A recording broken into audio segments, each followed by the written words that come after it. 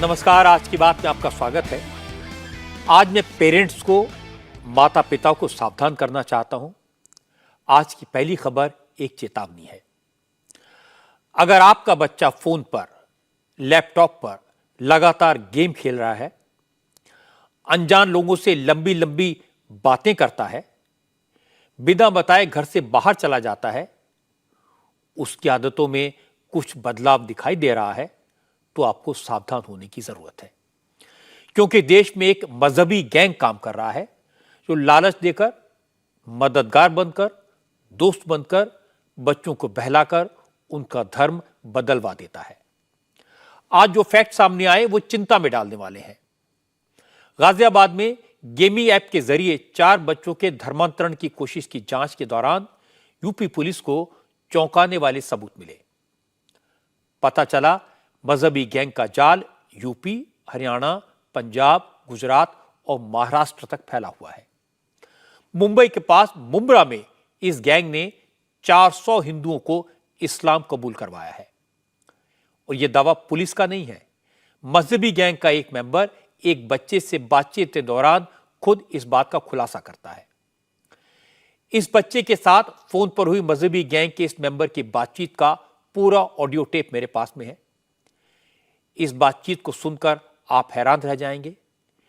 इस गैंग के लोग उन परिवारों को टारगेट करते हैं जो मुसीबत में होते हैं, परेशानी के दौर से गुजर रहे होते हैं।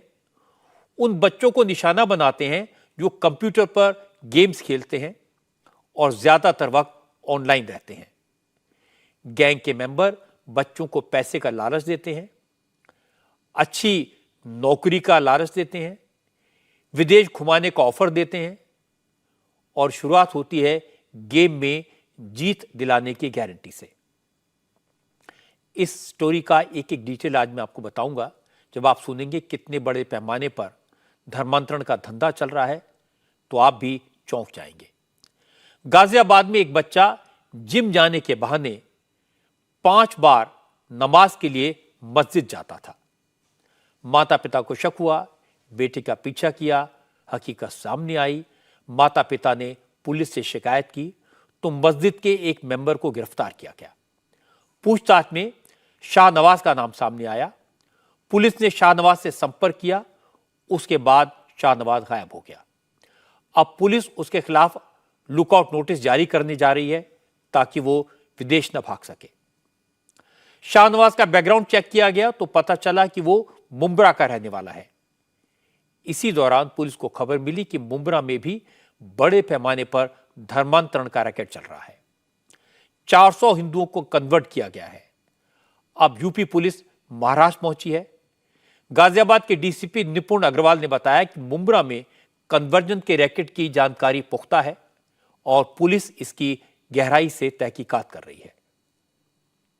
30 मई को धन परिवर्तन मामले में थाना कबीरनगर क्षेत्र में एक अभियोग पंजीकृत हुआ था, जिसमें कि एक नाबालिग जैन लड़का है जिसके पिताजी ने अभियोग पंजीकृत कराया था। इसमें तत्काल ही हमने साक्ष्य संकलन की कार्रवाई चालू कर दी थी। इसमें पूछताछ में एक लोकल मौलवी हैं अब्दुल रहमान नाम के, जिनको साक्ष्य संकलन के बाद हमने गिरफ्तार करा है और बद्दो नामक एक डिजिटल आइडेंटिटी सामने आई थी जिसका नाम शाहनवाज मकसूद खान है। इसकी अरेस्टिंग हेतु हमने टीम्स रवाना कर रखी है महाराष्ट्र में। बद्दों को पकड़ने के लिए हमने 4 टीमों का गठन करा है। 2 राज्यों में उसको गिरफ्तारी के लिए हमारी टीम्स रवाना है और वहां की जो लोकल पुलिस है महाराष्ट्र के जो ऑफिसर्स हैं उनसे हम टच में, उन लोगों से पूरा हम लोग को सपोर्ट मिला। जल्दी बद्दों की गिरफ्तारी कर ली जाएगी। कुछ व्हाट्सएप शेयर करे गए थे हम लोग के साथ जो कि माइनर बच्चे हैं, उनके पेरेंट्स वगैरह ने, तो वो भी हम साक्ष्य संकलन की कार्रवाई में यूज करेंगे। ये जाकिर नायक के वीडियो शेयरिंग हमारे सामने आया है। इसके कुछ एविडेंसेस मिले हैं जिसमें कि जो ऑनलाइन मीडिया है इसके थ्रू इनको जाकिर नायक के वीडियो शेयर करे जा रहे थे और बाकी पीड़ितों ने बताया है कि उनसे बात करी जाती थी, उनको बोला जाता था कि दुबई घुमा, लेकिन इसकी पुष्टि अभी नहीं कर पाए हम लोग। गाजियाबाद पुलिस को मुंब्रा में 400 हिंदुओं के धर्मांतरण का इनपुट मिला और गाजियाबाद में 4 बच्चों के धर्म परिवर्तन की कोशिश का इल्जाम शाहनवाज नाम के शख्स पर है। शाहनवाज मुंब्रा का रहने वाला है, इसलिए पुलिस का शक और बढ़ गया।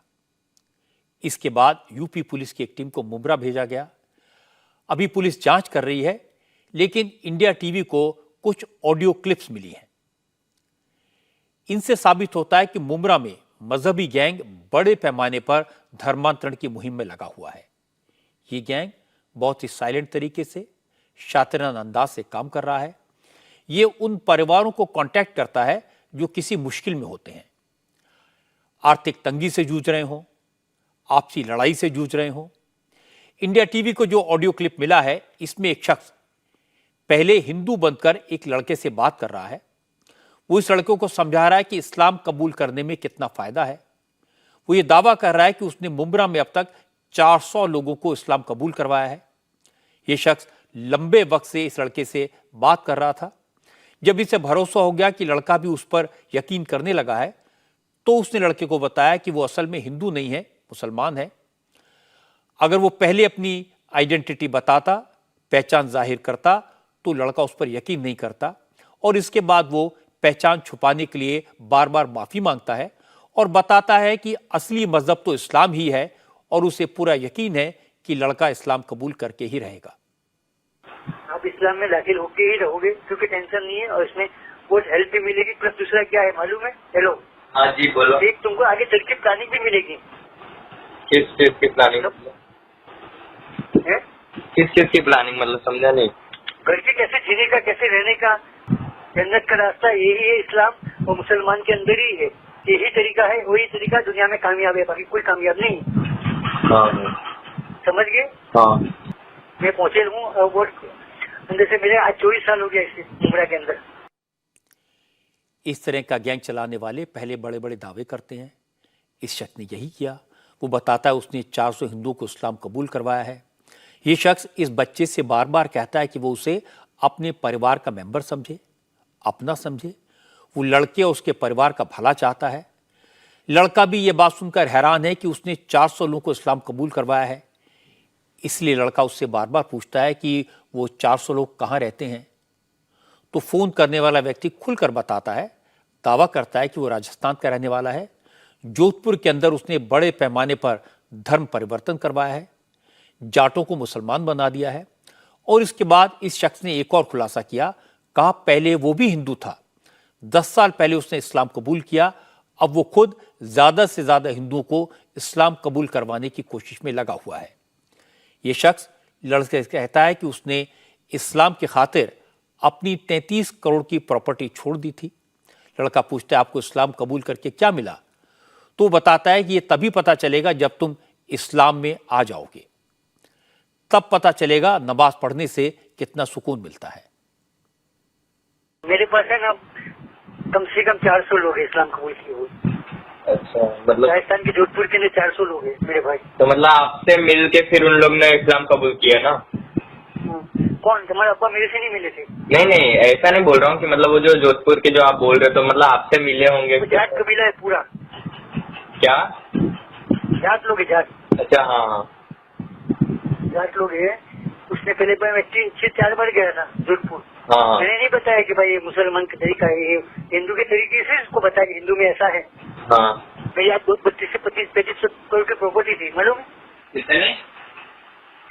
कितने थी? 35 करोड़ की प्रॉपर्टी थी मेरी, उसको लात मार दिया मैंने। हेलो, हाँ। मेरा शोरूम था 2 सोना चांदी का। अच्छा। 35 करोड़ की प्रॉपर्टी आज 5 रुपये को नहीं छोड़ता है, 50 रुपये को नहीं छोड़ता है मेरे भाई।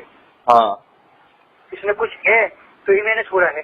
लेकिन आपको इस्लाम में आके फिर क्या मिला, मतलब क्या आपको उसमें अच्छा क्या दिखा? उससे इसमें सुकून है मेरे को। इबादत करना है। जब आदमी तालाब के बाहर बैठ के देखेगा तो मालूम नहीं पड़ेगा, उसके अंदर नहाएगा तब मालूम पड़ेगा कि इसमें क्या है। सही बात है अंकल, सही बात है। आप पहले इस्लाम कबूल करने से पहले 10 बार सोचना मेरे भाई। हाँ हाँ। इसमें गए बाद में रिटर्न नहीं आने का है। हाँ हाँ। किसी से मैं तुमसे गद्दारी करूँ तो अच्छा नहीं लगता है। दूसरा स्टेप होता है बड़े बड़े ख्वाब दिखाना, जैसे इस्लाम कबूल करोगे तो जन्नत मिलेगी, वरना दोजख में जाओगे। जन्नत में हूरें मिलती हैं। जन्नत में जो कुछ है वो सब सोने का बना हुआ होता है। अगर जन्नत में जाना है तो उसका दरवाज़ा इस्लाम कबूल करके ही खुलेगा। अगर हिंदू रहे तो नर्क में जाना पड़ेगा। मैंने जन्नत भी देखी है और जहन्नम भी देखा है मेरे भाई। आपने कैसे देखी? अल्लाह ने वो तो आप बोल रहे हो कि मरने के बाद देख। सब सपने में दिखाता है यहाँ पे। अच्छा अच्छा। समझ गए? हाँ। एक ईंट सोने की, एक ईंट चांदी की है। हाँ एक ही हीरा पूरा जन्नत को रोशन करता है मेरे भाई। हाँ और जिस सूर्य की गर्मी है ना, हाँ। उसका 70 गर्मी ज्यादा गर्मी तो जहन्नम की है। अच्छा। पूरा मुंह जल जाता है, अच्छा। समझ गए? हाँ एक सूर्य की गर्मी आप सहन नहीं कर पाते, 70 गर्मी सूर्य की गर्मी कैसे सहन कर पाओगे मरने के बाद? बराबर। समझे? हाँ जानने में कबूल कर लोगे ना, तुम्हारी अम्मी को भी फायदा, तुम्हारे अब्बा को भी फायदा हो जाएगा मेरे भाई। जी। तो गुनाह में नहीं पड़ोगे, हाँ हाँ गुनाह में बच जाओगे। हाँ। तुम्हारे अब्बा भी गुनाह में पड़ेंगे, तुम्हारे अम्मी भी गुनाह में, और तुम लोग भी गुनाह में चलोगे उसके साथ, मालूम है? हाँ। समझ गए? जल्दी इस्लाम कबूल करके तुम ये तरक्की में आ जाओ, फिर मैं आगे तरक्की तुमको बताता हूँ ना। तीसरा फॉर्मूला होता है लालच। इस शख्स ने लड़के को उसकी बढ़िया शादी करवाने का, पैसे से मदद करने का, परिवार का पूरा ख्याल रखने का लालच दिया। यह शख्स बार बार इस लड़के से कहता रहा कि वो उसके परिवार का भला चाहता है, इसलिए ये सब कर रहा है। कभी कोई प्रॉब्लम आया तुमको कि पर्सनल में, हाँ। कभी पैसे की जरूरत है या कोई प्रॉब्लम है, हाँ। तो वो पैसे के लिए तुम्हारे मेरे बीच में व्यवहार रहेगा, तुम्हारे अब्बा के साथ व्यवहार नहीं रहेगा, वो तुम सोच लेना। हाँ? हाँ हाँ और तुम्हारे अंदर एक ख्वाहिश है कि भाई मेरे को ये है, तो मैं अब्बा से बोल नहीं सकता हूँ। हाँ समझे? ऐसी भी बात कोई रहती है, अंदर की बात भी रहती है। हाँ। अब कोई बात नहीं कर सकता है, हाँ समझे? वो बात भी आप कर सकते हो। हाँ कोई भी प्रॉब्लम है, कुछ भी है, हाँ। तुमको लड़की से ले, कोई भी प्रॉब्लम है या कोई भी मकसद है, मैं हर चीज हल करूंगा। एक घर का परिवार का आदमी समझ के चलना मेरे भाई। हाँ जो भी बात करना चाहते हो, कोई भी बात करना है तो भी कर सकते हो, वो कोई टेंशन नहीं है मेरे को। हाँ। ठीक है अंकल। आपकी शादी के बारे में, ये बारे में, वो सब मैं सोचने वाला हूँ, सब करने वाला हूँ आपका, वो टेंशन मत लो आप। ओके। हाँ? ओके। साथ दूंगा तो पूरा दूंगा, नहीं दूंगा नहीं। Okay uncle. के अंदर परेश नाम का लड़का, बजरंग दल का प्रमुख मेरे भाई, हाँ हाँ। उसका लड़का आज 15 बार हाफिज हो गया।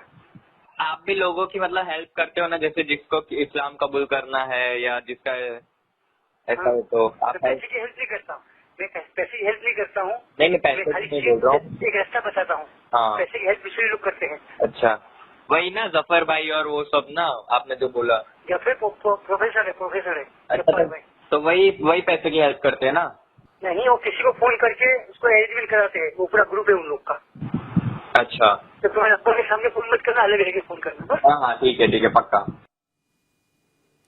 आप समझ सकते हैं कैसे मजहबी गैंग के लोग बच्चों का ब्रेन वॉश कराने की कोशिश करते हैं। आपको ये जानकर हैरानी होगी कि लड़के से इस शख्स ने करीब 47 मिनट तक फोन पर बात की। ये एक ऑडियो रिकॉर्डिंग है जो हमारे पास है। कई बार बात होती थी, बहुत सारे फोन कॉल होते थे, लेकिन जो फोन कॉल की रिकॉर्डिंग हमारे पास है, इस फोन कॉल के दौरान लड़का बार बार पूछता है कि ईश्वर तो एक ही है, कुछ भी नाम दो, क्या फर्क पड़ता है? तो ये शख्स बताता है कि राम और कृष्ण की भक्ति से क्या मिलेगा, वो भी तो किसी के संतान थे, जबकि ईश्वर की न कोई संतान है न कोई माता पिता, तो फिर राम कृष्ण की भक्ति का क्या फायदा? लास्ट में क्या है, लास्ट में 6 प्रश्न होने वाला है, मालूम है? आदमी मरने के बाद क्या? पहले के तुम्हारा रब कौन था? तो बोलेगा हमारा राम कृष्ण है। हाँ। तो ईश्वर बोलेंगे कि मैं तुमको दुनिया में भेजा, ये दुनिया मैंने बनाई और आपको इतना समझ में नहीं आया, जाओ राम के पास, जाओ कृष्ण के पास। हाँ। तो वो क्या बोलेंगे मालूम है? कि मेरे को उन लोगों ने मेरे को भेजा था दुनिया में, और हमने वो काम किया नहीं, हम दूसरा ही काम करके आ गए। हाँ। हम भी स्वर्ग के लिए मोहताज है, हमको भी स्वर्ग मिल नहीं रहा है। हाँ। यानी कि मैं खड्डे में पड़ा, तुम भी मेरे साथ खड्डे में पड़ो। हाँ। अपने बाप दादा के खड्डे में पड़े, सब खड्डे में पड़े, तो सब खड्डे में गए। हाँ। तो खड्डे में से कोई निकल भी रहा है बाहर, अच्छा सब मिल भी रहा है किसी को, हाँ। समझ गए?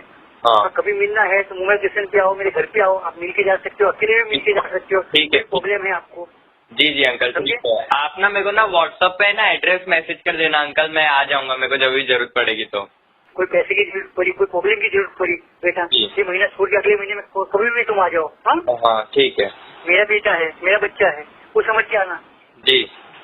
है। मेरा कोई औलाद नहीं है तो आप मेरी औलाद हो, लास्ट में तुम ही मेरे हो, ऐसा मैं समझ के चल रहा हूँ। जी। समझ गए? हाँ। आप सोच रहे होंगे आखिर ये लड़का इस शख्स के कांटेक्ट में कैसे आया? क्या इस लड़के ने इस्लाम कबूल कर लिया? मैं आपको बता देता हूं। असल में इस लड़के के पिता को पहले इस शख्स ने अपने जाल में फंसाया।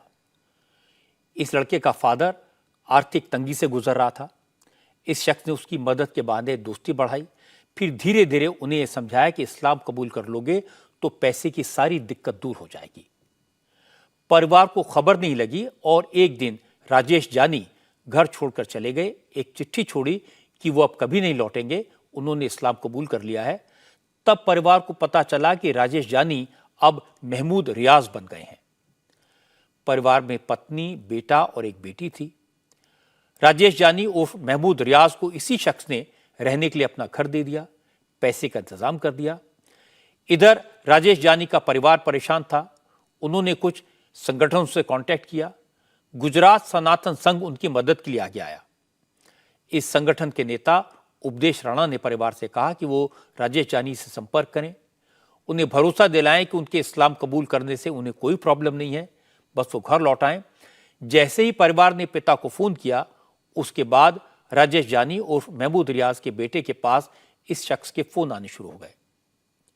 ये व्यक्ति अब पूरे परिवार को इस्लाम कबूल करने के लिए लालच देने लगा, लेकिन बेटे ने उसकी कॉल रिकॉर्ड कर ली, इसीलिए पूरी साजिश का खुलासा हो पाया।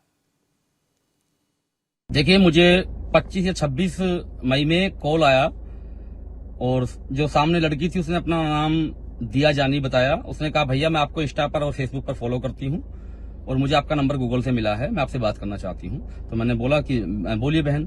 तो उन्होंने मुझे बताया कि भैया कल मेरे पापा घर से चले गए और उन्होंने हमें व्हाट्सएप पर यह मैसेज किया है कि मैं अब कभी लौट कर नहीं आऊंगा, मैंने इस्लाम स्वीकार कर लिया। मुझे मामला बड़ा संवेदनशील लगा। मैं इस परिवार के पास वसई में लड़की थी, वसई की, मुंबई की, मैं पहुंचा तो इस लड़की के मोबाइल पर इसके पापा के नंबर से इस्लाम से जुड़ने के कंटिन्यू लिंक आ रहे थे, जबकि ये कह रही थी कि मेरे पापा ने इस्लाम कबूल कर लिया भैया, मैं मान लूंगी, लेकिन मेरे पापा मुझे ऐसा नहीं भेज सकते हैं। और ये संभावना थी कि उस मोबाइल को कोई और यूज कर रहा था। 2 दिन बाद इनको कॉल आता है अननोन नंबर से कि हमारे पास कहीं से आपका नंबर आया है और आपके पापा इस्लाम में आ गए हैं, अब आप भी आ जाओ, अपने छोटे भाई को भी ले आओ और अपनी मम्मी को भी ले आओ। ये लड़की बहुत डर गई, मुझे कहने लगी भैया किस तरीके से हमारे पापा आए। तो मैंने ये कहा कि आप इनकी सहमति में सहमति दिखाओ अपनी। तो इन्होंने बात करना स्टार्ट किया। तब उन्होंने 1 सप्ताह बाद इस लड़की के पापा को उनके घर भेजा, वो भी 1 दिन के लिए, और इसलिए ताकि ये लोग भी कन्वर्ट हो जाएं। इसके मेरे पास पूरे प्रूफ है। और सामने से वो लोग कंटिन्यू बोल रहे थे कि हमने लेटेस्ट 400 लोगों का धर्म परिवर्तन करा लिया है। जब ये सारी कहानी सामने आई तो हमारे संवाददाता अतुल सिंह ने इन सारी बातों को वेरीफाई करने के लिए उस परिवार को खोजा जिसके साथ ये सारी घटना हुई थी। पता लगा ये परिवार वसई में ही रहता है। अतुल सिंह को राजेश जानी की पत्नी और उनकी बेटी मिली। बेटी ने कहा पापा कट्टर हिंदू थे, उन्हें तो पता ही नहीं था कि उन्होंने कब और कैसे इस्लाम कबूल कर लिया। राजेश जानी की बेटी ने कहा कि पापा ने घर छोड़ दिया, उसके बाद पूरे परिवार पर इस्लाम कबूल करने का दबाव डाला जाने लगा। मेरे व्हाट्सएप पर मेरे पापा के ही नंबर से अब मुझे लिंक्स आते थे, लगातार लिंक्स आते थे मुझे। अब वो मुझे वो नहीं पता कि मेरे पापा शेयर करते थे या पापा के फोन से कोई और शेयर करता था। इस्लाम से जुड़ने के लिए मुझे लिंक्स आते थे और मैं उनको खोलकर नहीं देखती थी। हमको अननोन नंबर से कॉल आया था। एक बंदे ने हमसे बात की कि आपके पापा ने इस्लाम कबूल कर लिया है, तो अब आप, आपकी मम्मी और आपका भाई, आप तीनों भी इसमें आ जाओ, इस्लाम बहुत अच्छा है। उस बारे में बात कर रहे थे और फिर उन्होंने अपना टारगेट बताया हमें कि हमारा अगला टारगेट डूंगरपुर बांसवाड़ा जो कि राजस्थान में है, वहाँ पर है और आप लोग भी इस्लाम कबूल कर लो अब, क्योंकि आपके पापा आ चुके हैं। हम कट्टर हिंदू हैं, कट्टर हिंदू रहेंगे और हम इस्लाम में नहीं जाना चाहते और पापा चले गए हैं और हम उन्हें वापस लेकर आएंगे। मामला संवेदनशील है, लेकिन इसके साथ जुड़ा है मुंब्रा जैसे इलाके में 400 लोगों का धर्म परिवर्तन। ये बड़ी बात है। गाजियाबाद के डीएसपी ने यह बात कंफर्म की। इसके बाद एक परिवार सामने आ गया, कॉल रिकॉर्ड से सबूत भी मिल गए। तो एनसीपी के नेता जितेंद्र अवार्ड से सवाल पूछे गए, क्योंकि मुंब्रा जितेंद्र अवार्ड की कॉन्स्टिट्यूंसी है। जितेंद्र अवार्ड तो आग बबूला हो गए, बहुत गुस्सा हो गए। उन्होंने कहा अगर ये साबित हो जाए कि मुंब्रा में इस तरह का कोई मामला हुआ है तो वो विधानसभा की मेंबरशिप से इस्तीफा दे देंगे, हमेशा के लिए राजनीति छोड़ देंगे। जितेंद्र अवार्ड ने कहा इस तरह की बातों से देश के टुकड़े होने का खतरा बढ़ता है। धर्मांतरण हुए है तो मैं मान लूंगा कि मैंने मुमरा के मैं कुछ काम नहीं किया, मैं लोगों को बदल नहीं सका।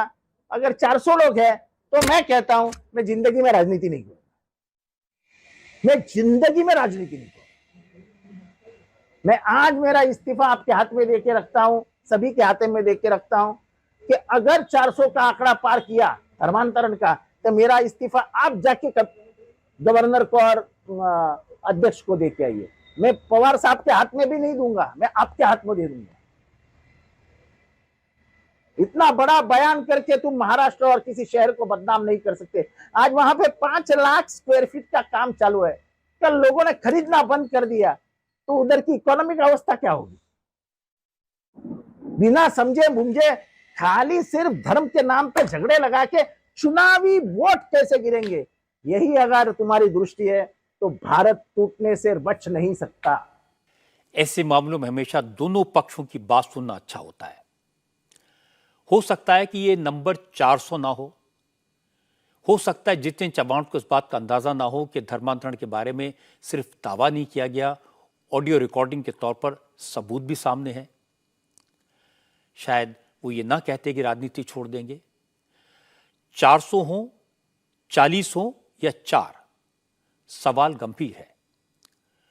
इस मामले का गाजियाबाद में बच्चों के धर्मांतरण की कोशिश से क्या लेना देना है, इसका ऑनलाइन गेम से क्या वास्ता है, ये सारी बातें समझने की जरूरत है। यह मामला इसलिए सामने आया क्योंकि गाजियाबाद पुलिस ने जांच शुरू की तो पता लगा जिन 4 बच्चों के धर्मांतरण की कोशिश हुई वो शाहनवाज नाम के व्यक्ति के कांटेक्ट में थे। बच्चों के मोबाइल फोन में उसका फोन नंबर मिला। पुलिस को पता लगा कि शाहनवाज मुमरा इलाके का ही रहने वाला है। वो बद्दो के नाम से ऑनलाइन गेम खेलता था और गेम के जरिए ही बच्चों के संपर्क में आया। पुलिस ने इस केस में गाजियाबाद की मस्जिद से जुड़े अब्दुल रहमान को गिरफ्तार किया तो उसने बद्दो का नाम लिया। बद्दो के तलाश में गाजियाबाद पुलिस थाने के मुमरा पहुंची। जब बद्दो रहता था उसके घर पर ताला लटका हुआ मिला। उसके बाद पुलिस की टीम बद्दो के शोलापुर वाले घर पहुंची तो उसकी मां मिली। शाहनवाज बद्दो की मां ने कहा कि उसके लड़के को फंसाने की कोशिश की जा रही है।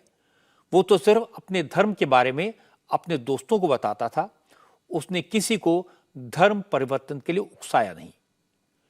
मुंबई पुलिस को पता चला कि शाहनवाज दुबई जाने की फिराक में है। अब जांच आगे बढ़ी तो चौंकाने वाले खुलासे हुए। पता लगा इस रैकेट के तार उत्तर प्रदेश और महाराष्ट्र के अलावा हरियाणा, पंजाब और गुजरात तक फैले हैं। इन लोगों की एक मॉडस ऑपरेंडी है। वो कम उम्र के उन बच्चों को टारगेट करते हैं जो ज्यादातर वक्त ऑनलाइन रहते हैं, गेम्स खेलते हैं और अपनी फैमिली से डिटैच रहते हैं। ऐसे बच्चों को ये लोग ऑनलाइन गेम के जरिए फंसाते हैं। पहले तो ये लोग फोर्टनाइट और ऐसे ही एक और गेमिंग प्लेटफॉर्म पर बच्चों को ट्रेस करते हैं, उनके साथ गेम खेलते हैं। क्योंकि किसी भी खेल में हार और जीत दोनों हो सकती है, इसलिए हारने पर बच्चों से कहा जाता है कि अगर वो कुरान की फला फला आयत पढ़ लें तो डेफिनेटली जीत जाएंगे। पुलिस का साफ साफ कहना है कि गेम में जीतने के लिए बच्चों को कुरान की आयतें पढ़ने के लिए कहा जाता था और ऐसा करने पर उन्हें गेम में जिता दिया जाता था, क्योंकि सामने खेलने वाला इस गैंग का मेंबर होता था। इससे बच्चों का भरोसा मजबूत होता था। बच्चों से फ्रेंडली होने के बाद अगला स्टेप होता था गेम के बाद भी उनसे ऑनलाइन चैट करने का। इसके लिए डिस्कॉर्ड ऐप का इस्तेमाल किया जाता है। इसमें मुस्लिम धर्म के लड़के हिंदू नाम से यूजर आईडी बनाकर हिंदू लड़कों से चैट करते थे और उनसे अपने धर्म की तारीफ करते थे। गाजियाबाद और फरीदाबाद से ऐसे कुछ केसेस सामने आए हैं। पुलिस को ऐसी चैट्स मिली हैं जिसमें धार्मिक बातें भी लिखी हुई हैं और मिलने के लिए बुलाने की बात भी लिखी है। इसके बाद तीसरा स्टेप होता था वीडियो भेजने का। जब आपस में दोस्ती हो जाती थी तो फोन नंबर शेयर हो जाते थे और फिर बच्चों को रिलीजियस वीडियो भेजे जाते थे और उन्हें मजहब की तरफ इन्फ्लुएंस करने की कोशिश शुरू होती थी। कई बार उन्हें मिलने मिलाने के लिए बुलाया जाता था। बच्चों को फ्री में 1 महीने के लिए दुबई ले जाने और वहां घुमाने का लालच भी दिया जाता था। गाजियाबाद पुलिस इस पूरे मामले की जांच कर रही है। चूंकि मामला नाबालिग बच्चों से जुड़ा है, इसलिए national commission for protection of child rights भी एक्टिव हो गया। एनसीपीसीआर के अध्यक्ष प्रियांक कानूनो ने बताया कि उन्होंने आईएनबी मिनिस्ट्री को एक चिट्ठी लिखी है और कहा कि जिन गेमिंग प्लेटफॉर्म के जरिए धर्मांतरण की कोशिश की जा रही है, उनके खिलाफ एक्शन लिया जाए। हमको ये शिकायत पिछले महीने मिली थी कि गाज़ियाबाद में गेमिंग ऐप के थ्रू थ्रेटन करके और एल्योर करके हिंदू बच्चों का इस्लाम में कन्वर्जन किया जा रहा है। हमने गाज़ियाबाद पुलिस को तत्काल इस मामले में नोटिस किया था, उनसे जांच करने के लिए कहा था। फर्दर जो गाज़ियाबाद पुलिस को जांच में पता चला कि इसकी मल्टी स्टेट लिंक्स हैं, कई जगह ये ग्रोह है और इसमें ख़ास तौर पे 2 प्लेटफॉर्म्स का इस्तेमाल किया गया है। तो हमने भारत सरकार के सूचना प्रौद्योगिकी मंत्रालय को इस बारे में निवेदन किया है कि ये फोर्टनाइट और डिस्कोर्स जिन 2 प्लेटफॉर्म्स का इस्तेमाल इसमें किया गया है, उन 2 प्लेटफॉर्म्स के अगेंस्ट भी इसमें वो इंक्वायरी करें और इसके साथ साथ जहाँ जहाँ ये ऐप अवेलेबल हैं उन सभी ऑपरेटिंग सिस्टम्स की भी जांच होनी चाहिए। जिस तरीके के ऐप्स बच्चों को कन्वर्ट करने में यूज़ हो रहे हैं, ये किसी भी इंटरफेस पे अवेलेबल ना हो। इसमें इंटरफेस की भी अकाउंटेबिलिटी तय हो, इसमें ऐप डेवलपर की भी अकाउंटेबिलिटी तय हो। ये सारे मामले मजबूरी का फायदा उठाकर धर्म परिवर्तन करवाने के केसेस हैं। एक केस में 47 मिनट का पूरा टेप है जो सबूत है इस बात का कि नाबालिग हिंदू बच्चों को बहला फुसलाकर, लालच देकर, जन्नत और हूरों का ख्वाब दिखाकर इस्लाम कबूल करने के लिए तैयार किया गया। पुलिस की शुरुआती जांच भी यही बताती है। एक मजहबी गैंग है जो कंप्यूटर गेम के जरिए बच्चों तक पहुंचता है या फिर लोगों की मजबूरी का फायदा उठाता है, उन्हें मुसलमान बनाता है। ज्यादातर केसेस में जहां बच्चे शामिल हैं, पेरेंट्स को पता ही नहीं चलता कि उनका बच्चा कब कन्वर्ट हो गया। ऐसे केसेस में जब माता पिता को पता चलता है तो वो पहले बच्चों को समझाते हैं, फिर धमकाते हैं और जब वो नहीं मानते तो पुलिस के पास जाते हैं। पुलिस के लिए भी ऐसे केसेस को सॉल्व करना आसान नहीं है। हमारे देश में हर किसी को अपनी मर्जी से किसी भी धर्म को अपनाने की छूट है, पर अगर धर्म परिवर्तन डरा धमकाकर, बहला फुसलाकर या लालच के जरिए किया जाए तो ये कानूनन अपराध है। अगर किसी नाबालिग को धर्म परिवर्तन के लिए उकसाया जाए, राजी कराया जाए तो ये और भी बड़ा अपराध हो जाता है। लेकिन ऐसे केसेस में सबूत जुटाना, लालच देने का प्रूफ हासिल करना, गवाह खड़े करना मुश्किल होता है। लेकिन गाजियाबाद और मुब्रा के केसेस ऐसे हैं जहां पुलिस के पास सबूत भी हैं और गवाह भी। सबसे बड़ी बात यह कि पेरेंट्स को अलर्ट रहना पड़ेगा, बच्चों पर नजर रखनी पड़ेगी और जैसा मैंने शुरू में कहा था, अगर बच्चा किसी के साथ फोन पर लंबी लंबी बातें करता है, बिना बताए घर से गायब हो जाता है, तो अलर्ट रहने की जरूरत तो है, बच्चे पर नजर रखने की जरूरत है। इसीलिए गाजियाबाद से लेकर मुब्रा तक ये जो रिपोर्ट्स हैं, ये पेरेंट्स के लिए एक चेतावनी है। एक और बात मैं कहना चाहता हूं, ऐसे 2-4 केसेस को लेकर पूरे इस्लाम को बदनाम करने की कोशिश भी गलत है। हजरत मोहम्मद साहब ने भी जबरन धर्म परिवर्तन को सपोर्ट नहीं किया। इस्लाम जबरन धर्म परिवर्तन को सपोर्ट नहीं करता। जो 2-4 मुस्लिम ये काम करते हैं वो पूरी कौम को बदनाम करते हैं, लेकिन उनकी वजह से हमें पूरी कौम को ऐसा नहीं समझना चाहिए। अब बात करते हैं खालिस्तानी आतंकवादियों की। खालिस्तानी आतंकवादियों के करतूत से कनाडा और भारत के रिश्तों में तल्खी आ गई है। भारत सरकार ने सख्त लहजों में कनाडा सरकार को चेतावनी दी है। भारत के विदेश मंत्री एस जयशंकर ने साफ साफ कहा, इस तरह के भारत विरोधी तत्वों के साथ नरमी दोनों देशों के रिश्तों पर बुरा असर डाल सकती है। असल में 4 जून को ऑपरेशन ब्लू स्टार की बरसी पर कनाडा के ब्रैम्पटन शहर में खालिस्तानी आतंकवादियों ने एक झांकी निकाली।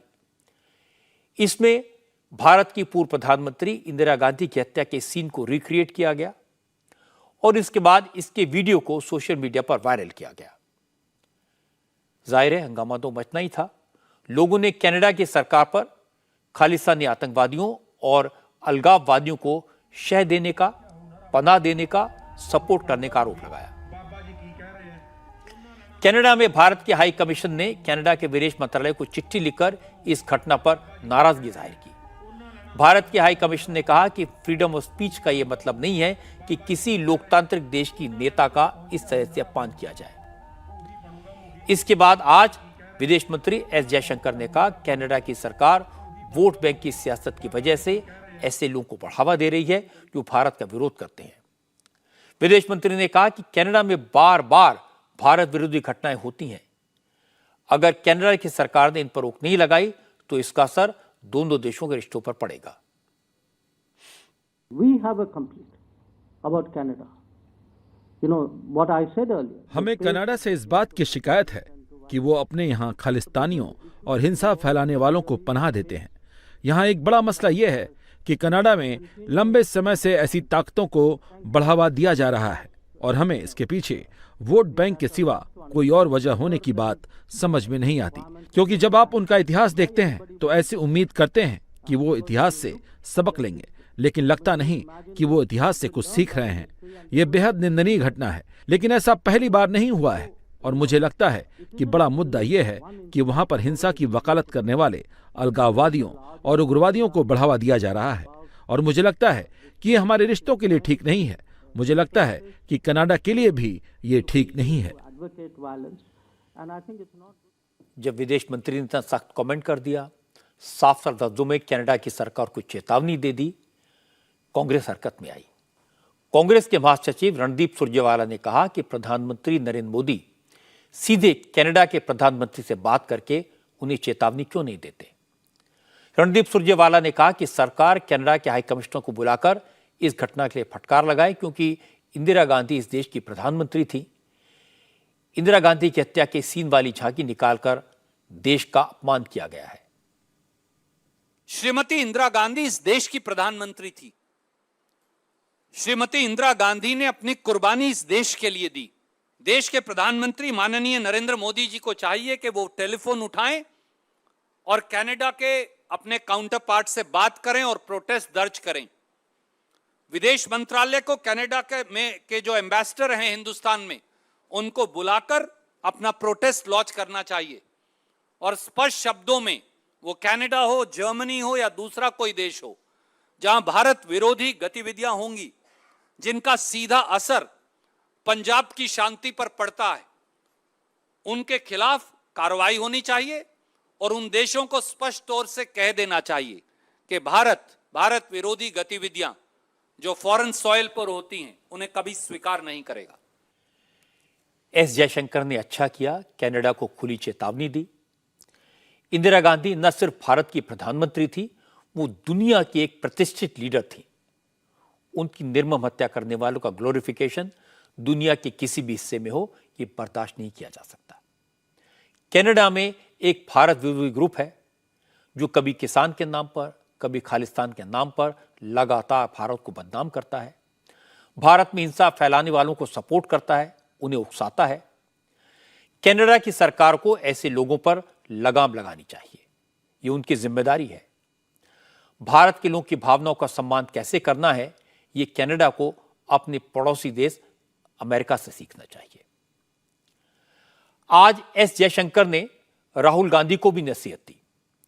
एस जयशंकर ने कहा कि राहुल गांधी देश में बीजेपी पर हमले करें, सरकार पर अटैक करें, ये समझ में आता है, लेकिन विदेश में जाकर भारत के सियासी मसलों को उठाएं, देश में लोकतंत्र खत्म होने की बात कहें, यह ठीक नहीं है। इससे राहुल को कोई सियासी फायदा तो नहीं होगा, लेकिन इससे देश का नाम जरूर खराब होगा। कुछ दिन पहले अमेरिका में राहुल गांधी ने कहा था कि भारत में लोकतंत्र खत्म हो गया है और हमारे यहां चुनाव फ्री एंड फेयर नहीं होते। इस पर एस जयशंकर ने कहा, पूरी दुनिया देख रही है कि भारत में चुनाव होते हैं, कभी एक पार्टी जीतती है, कभी दूसरी। इसलिए भारत की वाइब्रेंट डेमोक्रेसी को लेकर पूरी दुनिया में कहीं कोई कंफ्यूजन नहीं है। इसके बाद जयशंकर ने यह भी जोड़ दिया कि हालांकि अगले लोकसभा चुनाव का नतीजा भी वही होगा जो 2019 के आम चुनाव का था, यानी नरेंद्र मोदी एक बार फिर जीतेंगे। देखिए, उनकी आदत है कि वो जब बाहर जाते हैं कि वो देश की आलोचना करते हैं, हमारी राजनीति के बारे में टिप्पणी करते हैं। अब दुनिया हमें देख रही है, और दुनिया क्या देख रही है? दुनिया देख रही है कि इस देश में चुनाव होते हैं, चुनाव में कभी एक पार्टी जीतती है, कभी दूसरी पार्टी जीतती है। तो अगर देश में डेमोक्रेसी नहीं है तो ये ऐसा परिवर्तन तो आना नहीं चाहिए ना। हर चुनाव का रिजल्ट एक ही होना चाहिए। वैसे 24 का चुनाव रिजल्ट तो वही होगा, हमें पता है।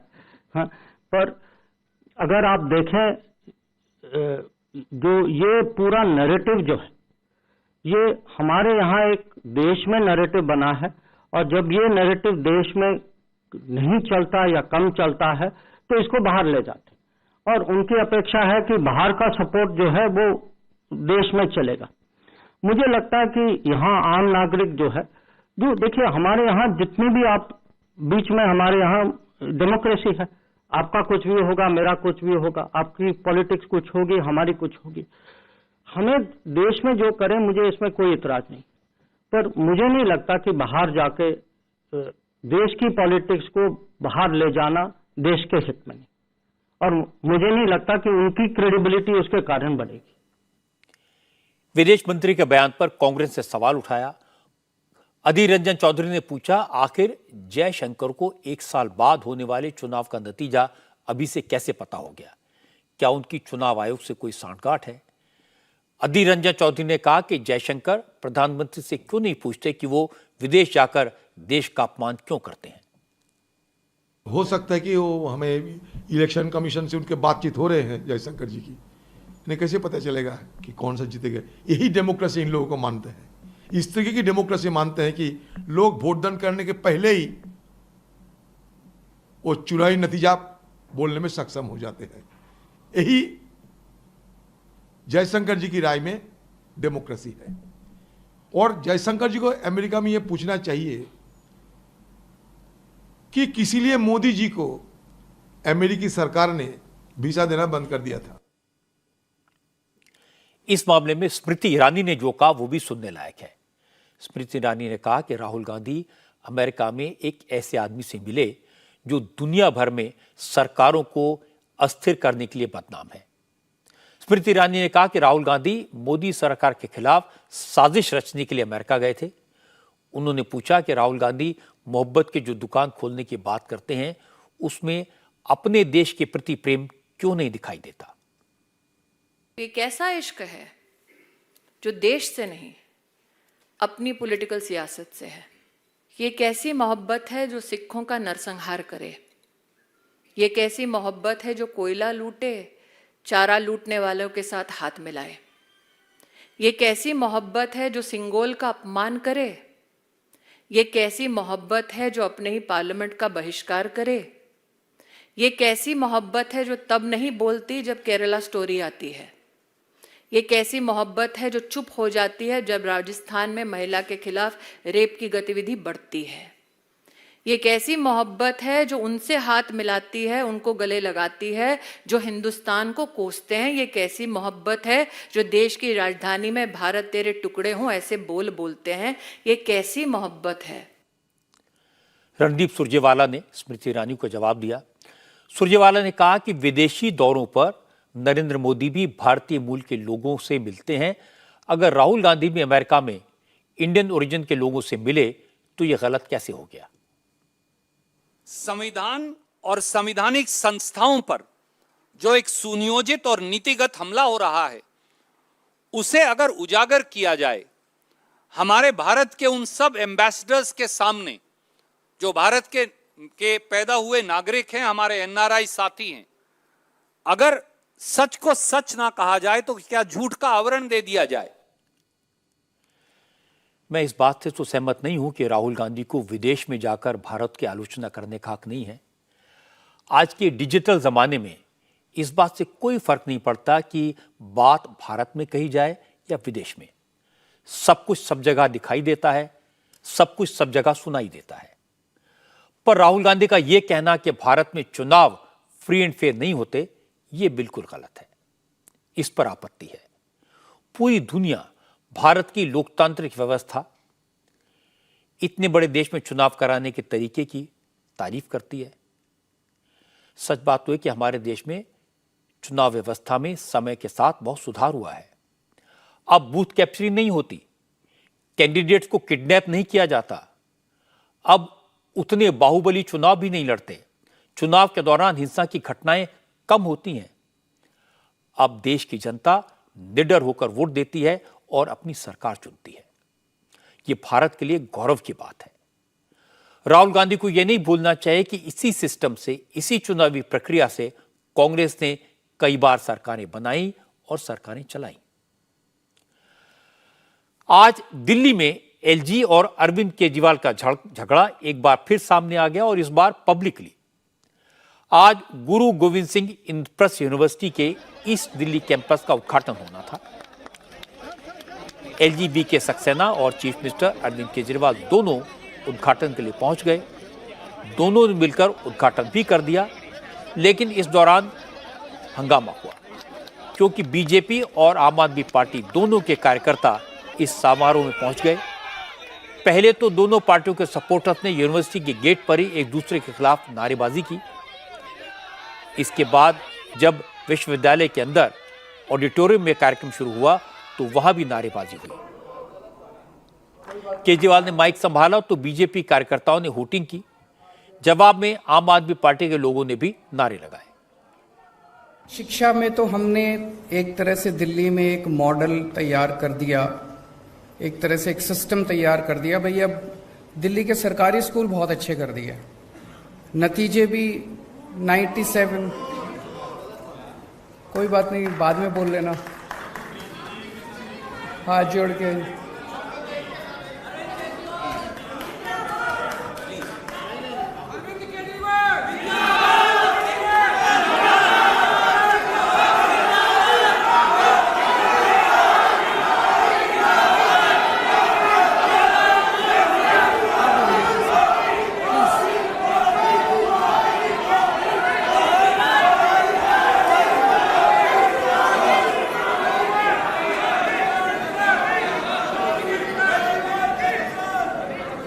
काश अगर इन नारों से शिक्षा व्यवस्था अच्छी हो सकती तो बहुत 70 साल में हो गई होती। मेरी आप लोगों से हाथ जोड़ के निवेदन है, इस पार्टी वालों से भी और इस पार्टी वालों से भी, दोनों पार्टी वालों से निवेदन है, मेरी 5 मिनट बात सुन लो, नहीं पसंद आए तो बाद में नारे लगा लेना। एक बार बोल तो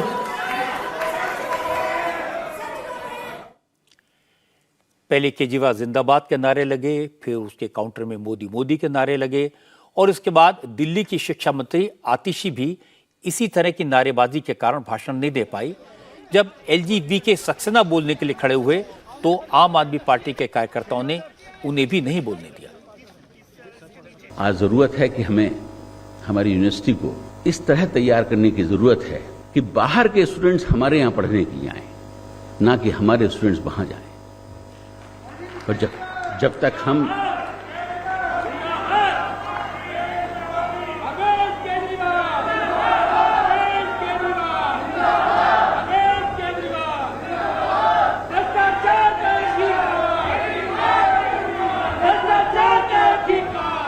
Please let the Honorable Chancellor of the University speak. नहीं, प्लीज नहीं, शांत हो जाइए आप लोग, ये यूनिवर्सिटी है, शांत हो जाएं। मुझे यहाँ लग रहा है कि यहाँ पर शिक्षा की कमी है, जिसकी वजह से ये बातें हो रही हैं। और ये शिक्षा के मंदिर में हमें यहाँ की सैंक्टिटी को मेंटेन करना चाहिए।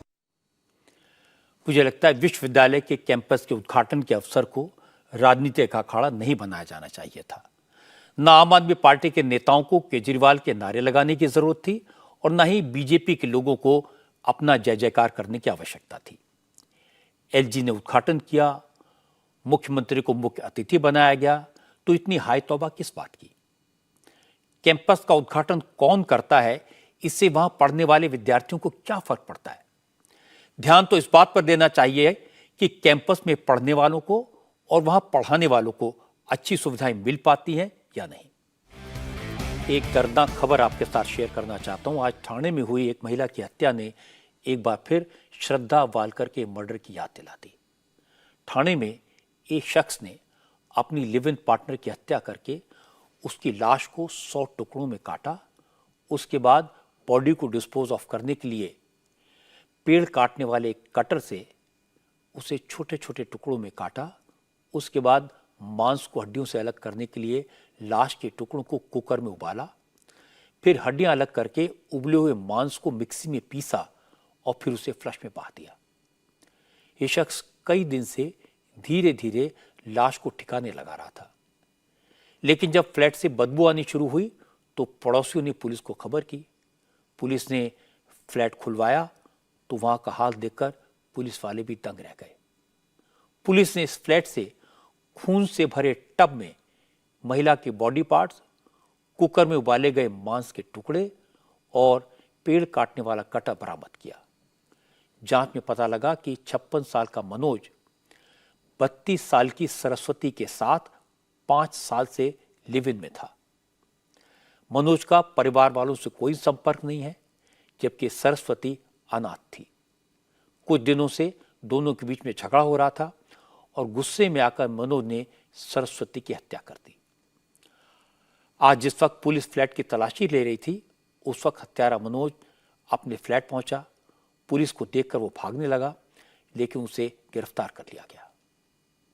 वो फ्लैट अनलॉक करके हमने चेक किया तो वहाँ पे फ्लैट में जैसे ही एंट्री किया तो किचन में बहुत सारे पीसेस मिले थे, बहुत सारे यूटेंसिल्स में। तो ये बाद में इन्वेस्टिगेशन में ऐसा पता चला कि यहाँ पे एक कपल रह रहा था जो कि लिव इन रिलेशनशिप में था। ये जो मनोज साने करके बंदा है, ये इसमें एक्यूज्ड है फिलहाल। और जो सरस्वती वैद्य करके महिला है, उसके साथ में लिव इन में रह रहा था। 2014 से रह रहे। ये जगह पे 5 साल हो गए, 2018 से यहाँ पे रह रहे। बाद में ये पता चला कि लोगों से और इससे कि इनमें थोड़ा अनबन वगैरह हो रही थी और इसमें शायद सडन प्रोवोकेशन में इसने उसका मर्डर किया है। और उसके डिस्पोज ऑफ करने के लिए, बॉडी को डिस्पोज ऑफ करने के लिए कटर का यूज करके उसके छोटे छोटे टुकड़े किए। बॉडी का पीसेस करके कुक किया ये तब कुकर में, ये ठीक है, मतलब सच है। ये टुकड़े डिस्पोज ऑफ करने में वो कामयाब नहीं हो पाया। अलर्ट सिटीजन ने हमें ये तुरंत बताने की वजह से ये सब रिकवरी करने में पुलिस टीम भी कामयाब रही। ये जो पीसेस ऑफ बॉडीज के मिले हैं जगह पे, उसको जे हॉस्पिटल भेज दिया है हमने। उसमें पीएम वगैरह करके ओपिनियन ले रहे हम। जगह पे जाके हमने फॉरेंसिक टीम भी आई थी, वहाँ से कुछ ब्लड स्टेन्स वगैरह ये भी सब हमने बरामद किया है। पड़ोसियों का दावा है कि उन्होंने कई बार देखा कि मनोज कुत्तों को कुछ खिला रहा था। उन्हें शक है उसने मांस के टुकड़े कुत्तों को खिलाए होंगे। मनोज साने के बगल वाले फ्लैट में रहने वाले सोमेश श्रीवास्तव ने पुलिस को फ्लैट से बदबू आने की शिकायत की थी। सोमेश ने बताया कि पिछले 3 दिन से फ्लैट से इतनी बदबू आ रही थी कि बर्दाश्त करना मुश्किल हो गया था। एक बार तो शिकायत करने मनोज साने के फ्लैट में वो गए तो उसने ये कहकर सोमेश को वापस कर दिया कि सोसाइटी में सफाई चल रही है, इसी वजह से बदबू आ रही है। इसके बाद हत्यारा मनोज साने अपने कमरे में रूम फ्रेशनर डालने लगा। फिर वो बैग में कुछ सामान लेकर बाहर निकला तो उसकी बॉडी से भी वही बदबू आ रही थी। इसके बाद सोमेश ने पुलिस को इन्फॉर्म किया। 2 दिन से स्टिंग स्मेल आ रही थी खराब। हमें लगा कि कोई चूहा वो मर गया है, इसके से स्टिंग आ रही थी। हमने इग्नोर किया कि हमें आइडिया नहीं था कि कोई सामने रह के ऐसा कर सकता है। नॉर्मल हमने कभी सीरीज और मूवीज में देखा था ये सब, लेकिन आज सामने होता हमें आइडिया नहीं। हमें लगा कोई चूहा वो मरा रहेगा, तो एक दिन इग्नोर किया। फिर नेक्स्ट डे वापस से बहुत स्मेल आने लग गई। तो फिर हमने नॉक किया था कि अंकल, फर्स्ट नॉक किया था, कुछ ने रिएक्ट नहीं किया। सेकंड नॉक में वो अंदर रूम फ्रेशनर मारने लग गए, तब शक हुआ कि कुछ गड़बड़ है। नहीं तो दरवाज़ा खोलते ना। ये स्मेल जो आप बता रहे हैं, दुर्गंध बता रहे हैं, लगातार आप लोग को आती रही 2 दिन में, या जब वो कोशिश करता था काटने की उस वक्त? जब जैसे आफ्टरनून में थोड़ा ज़्यादा है, नाइट में ज़्यादा है, जब सब सो जाए, आफ्टरनून में सब सोते रहते हैं तो ऑफिस जाते। तब स्टार्टिंग में मैं गया था तो बाल्टी में सब पीसेस रखे थे भरे हुए, और उसमें कुछ आइडेंटिफाई नहीं कर सकते थे आप कौन सा पार्ट है क्या है। खाली एक चीज़ आइडेंटिफाई हो रही थी, थाइस वो बाल्टी में रखा था, वो आइडेंटिफाई थी, और चोटी काट के फेंका हुआ था वो दिख रहा था। बस, और कुछ आइडेंटिफाई नहीं कर सकते क्योंकि उसने सब मतलब बाल्टी में ब्लड और मसल सब थे, उसके नीचे जो भी था वो था। कितनी बाल्टियाँ भर रखी थी? 3। शायद वो वॉश कर रहा था उसको वॉश बेसिन में, और वो खाली बोन भी रखा था उधर, जैसे अपने नॉनवेज खाते तो बोन्स रखे रहते ना, वैसा रखा था वहाँ। वो बोले कि ये कोई एनिमल की बॉडी है, स्टार्टिंग में ये बोले। इस हैवान को आज 16 जून तक अदालत ने पुलिस के रिमांड पर भेज दिया। मनोज ने पूछताछ में पुलिस को बताया कि वो बोरीवली का रहने वाला है, उसकी फैमिली वहीं रहती है। मनोज साहनी ने कहा कि वो बोरीवली में ही राशन की एक दुकान में काम करता था। वहीं पर 2014 में उसकी मुलाकात सरस्वती वैद्य से हुई थी। सरस्वती अनाथ थी, उसका कोई नहीं था। मनोज ने भी शादी नहीं की थी, इसलिए सरस्वती उसके साथ लिव इन में रहने लगी। मनोज का कहना है कि दोनों के बीच अक्सर झगड़ा होता रहता था और इसी वजह से उसने सरस्वती को मार डाला। मनोज साहनी ने श्रद्धा वालकर केस के बारे में सुना हुआ था। उसी केस से मनोज को सरस्वती की लाश को काटकर ठिकाने लगाने का आइडिया आया। हालांकि पड़ोसियों का कहना है कि मनोज और सरस्वती हमेशा साथ ही दिखते थे, दोनों वॉक करने भी जाते थे, लेकिन किसी से ज्यादा बात नहीं करते थे। मनोज साहनी के पड़ोसी अनु श्रीवास्तव का कहना है कि सरस्वती भी कभी पड़ोसियों से बात नहीं किया करती थी, यहां तक कि उनके खिड़की दरवाजे ज्यादातर बंद ही रहते थे। नहीं, हमारी कभी बात नहीं हुई। मुझे ना 1 ईयर से ऊपर हो गया है, अभी 5 जून को 1 साल कंप्लीट हुआ है हमें इस घर में, लेकिन आज तक मैंने ना मतलब उनकी आवाज़ भी नहीं सुनी है। इनके यहाँ झगड़ा वगड़ा भी नहीं होता था, ऐसा नहीं कि झगड़ा हो रहा हो या मतलब आपस में लड़ रहे हो। नीचे हस्बैंड वाइफ लोग बताते हैं, हम लोग एक्चुअली मॉर्निंग में उठ नहीं पाती, बहुत लेट सोती है इसकी वजह से, लेकिन नीचे भाभी लोग सब बताती हैं कि ये लोग मॉर्निंग वॉक पे जाते थे दोनों साथ में। हाँ, बोल रही थी कल भी भाभी कि वो डॉग्स को बिस्किट विस्किट डालते थे, उसके बाद बाहर चले जाते थे, वॉक करके आते थे दोनों। कभी कभी हमने भी शाम को देखा है, हम शाम को इसको रात को जैसे 10 बजे तक 10 साढ़े 10 बजे हम लोग भी यहाँ बैक रोड पे थोड़ा वॉक करने निकल जाते हैं, तो हमने भी कई बार देखा है उनको साथ में टहलते हुए। तो कौन बोलेगा, होता है, कई लोग नहीं बात करते, तो इतना किसी ने नहीं सोचा था, बस लगता था थोड़े से अजीब है कि किसी से बात नहीं करते थे, एकदम घर पैक करके रखती थी, कहीं से उजाला वगैरह भी नहीं दिखाई देता था। तो थोड़ा सा अजीब तो लगता है कि आपके पड़ोस में कुछ अजीब से लोग रह रहे हैं, लेकिन इतना नहीं सोचा था। साथ में जाते थे, साथ में आते थे, और जिसमें वो हाउस वाइफ थी, घर पे रहती थी, काम पे नहीं, फिर भी होता है ना एनी टाइम पैक, गेट भी नहीं खुलता था उनका ना। इस तरह के केसेस के बारे में सुनकर किसी के भी रोंगटे खड़े हो जाएंगे। कोई भी सोचेगा हमारे समाज में आज भी ऐसे राक्षस हैं।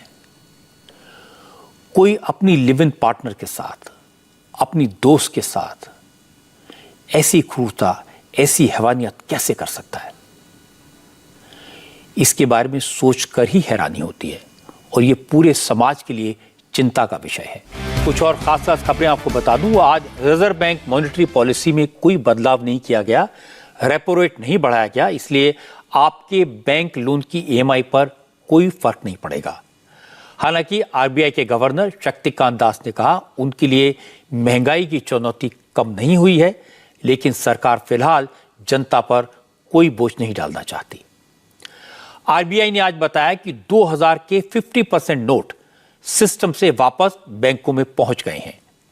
19 मई को रिजर्व बैंक ने 2000 के नोट वापस लेने का ऐलान किया था, और 17 दिनों के भीतर करीब 1,80,000 करोड़ रुपए के 2000 के नोट बैंकों में जमा किए जा चुके हैं। पिछले महीने देश के सिस्टम में 3,62,000 करोड़ कीमत के 2000 के नोट चलन में थे। सोशल मीडिया में आज यह अफवाह फैलाई जा रही थी कि अब सरकार 500 का नोट भी बंद कर सकती है, लेकिन RBI गवर्नर ने कहा 500 के नोट वापस लेने का कोई प्लान नहीं है। इस बारे में कोई भी अफवाहों पर यकीन न करें। मंदिरों के शहर जम्मू में आज राज्य का पहला तिरुपति बालाजी मंदिर भक्तों के लिए खोल दिया गया। इस मंदिर का निर्माण तिरुमला तिरुपति देवस्थान बोर्ड ने करवाया है। लेफ्टिनेंट गवर्नर मनोज सिन्हा ने इस मंदिर का उद्घाटन किया। जम्मू में 62 एकड़ जमीन पर 32 करोड़ की लागत से यह मंदिर तैयार किया गया है। मंदिर में 8 और 6 फीट की भगवान वेंकटेश्वर की प्रतिमा स्थापित की गई है। तिरुमला तिरुपति देवस्थानम ट्रस्ट काफी वक्त से जम्मू कश्मीर में मंदिर बनाना चाहता था, लेकिन आर्टिकल 370 के कारण जमीन नहीं मिल रही थी। 370 हटने के बाद नवंबर 2021 में उसे जमीन दी गई और रिकॉर्ड 18 महीनों में ये मंदिर बनकर तैयार हो गया। ये मंदिर जम्मू कटरा के रास्ते पर है। वैष्णो देवी और अमरनाथ जाने वाले यात्री अब भगवान वेंकटेश्वर के दर्शन भी कर पाएंगे। इंग्लैंड के ओवल ग्राउंड में खेले जा रहे वर्ल्ड टेस्ट चैंपियनशिप के फाइनल में आज बॉलर्स ने टीम इंडिया की जोरदार वापसी करवाई, लेकिन बैटिंग करने उतरे टीम इंडिया के बड़े बड़े बैट्समैन इसका फायदा नहीं उठा पाए। कल पहले दिन ऑस्ट्रेलिया ने जबरदस्त बैटिंग की थी, सिर्फ 3 विकेट खोकर 327 रन बनाए थे, लेकिन आज भारतीय गेंदबाजों ने ऑस्ट्रेलिया को सिर्फ 142 रन और बनाने दिए। ऑस्ट्रेलिया की पूरी टीम 469 पर आउट हो गई। मोहम्मद सिराज ने बेहतरीन परफॉर्मेंस दी, 4 विकेट लिए। शार्दुल ठाकुर और मोहम्मद शमी को 2-2 विकेट मिले। बैटिंग करने उतरी टीम इंडिया को मजबूत शुरुआत नहीं मिल सकी। भारत के शुरुआती 4 विकेट, जिसमें रोहित शर्मा और विराट कोहली शामिल हैं, सिर्फ 125 रन पर गिर गए। इस वक्त रविंद्र जडेजा और अजिंक्य रहाणे क्रीज पर हैं और भारत के सामने पहली चुनौती है फॉलो ऑन बचाने की। आज की बात में इतना ही। मेरी आपसे अगली मुलाकात होगी कल रात 9 बजे। इंडिया टीवी हर वक्त हर जगह डाउनलोड करने के लिए सर्च करें India TV news Google play store या ऐप स्टोर पर।